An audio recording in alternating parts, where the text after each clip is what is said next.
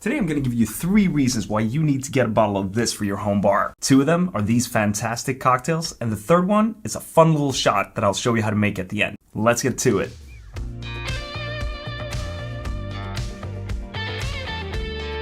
Alright, I'm going to get right into it and explain what Fernet is. But to understand Fernet, we need to understand what an Amaro is. An Amaro is a bittersweet liqueur that originated in Italy, but it can be produced anywhere. And this is something that Italian Amaro producers despise. To produce Amaro, you macerate seeds, spices, flowers, citrus peels, and other botanicals into a spirit, or in some cases wine. And then you sweeten it. It is a liqueur after all, so it does have some sugar. Some producers will also barrel age their Amaro for additional complexity. Most Amari are made from secret family recipes, hence there really aren't any regulations or classifications on how to make your Amaro. I can basically take a spirit and infuse it with my desired botanicals, sweeten it a little bit, and call it the Johann Amaro. So with this said, you'll find a plethora of different Amari, and they vary tremendously in flavor.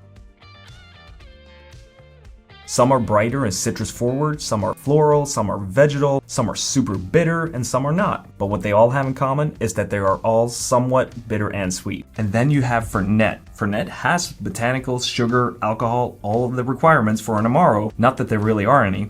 Some people will say that Fernet is its own category, which I can totally understand because there are other Fernet producers out there. However, this is also a secret recipe, so how do you really classify that? A subcategory of something that you can't really define? Yeah, it's complicated, huh? Either way, it doesn't really matter what we call it, as long as we understand what it is. But then again, it does say authentic Amaro made in Italy on this bottle. Just saying.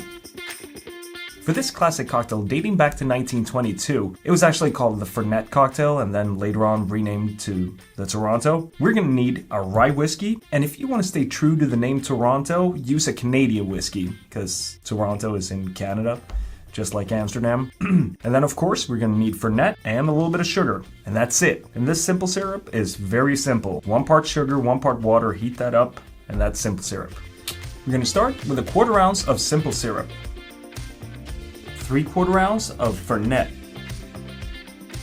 and 2 ounces of your Rye Whiskey.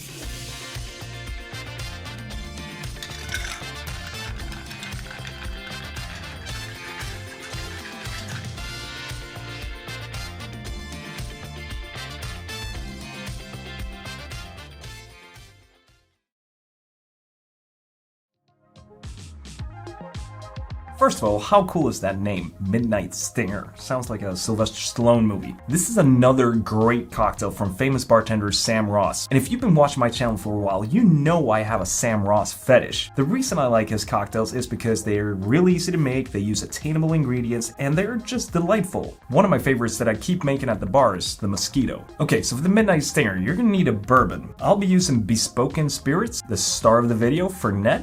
Once again, some simple syrup, and some fresh lemon juice. And by the way, thank you so much, Bespoken Spirits, for sending me this bottle. I really appreciate it, and I'm excited to try it. 3/4 ounce of simple syrup. 3/4 ounce of fresh lemon juice. 1 ounce of Fernet.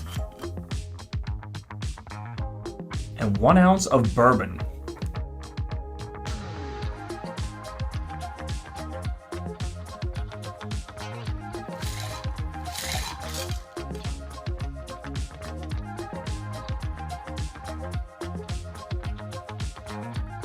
Alright, the Toronto, strong, bitter, boozy, no surprises there. My kind of cocktail, I can drink this all day, every day. I also want to touch on something. Usually this cocktail, if you find it in a recipe book, it's served up, and with a little bit less Fernet. But this is how I learned how to make it. I went to a bar called Dutch Kills in Queens, New York, one of my favorite cocktail bars. And this is how they serve it, and I like that. This cocktail definitely has a little bite, a little punch to it. So it's not for everyone. But the people that like it, they love it.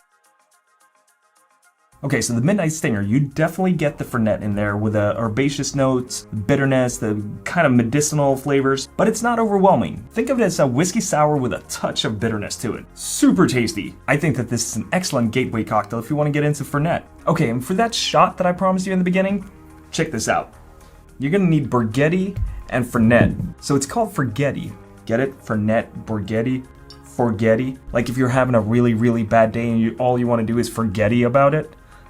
So you do a little bit of Fernet and a little bit of Forgety. And that's it. You forget about it. But don't forget about these 2 cocktails because they're great.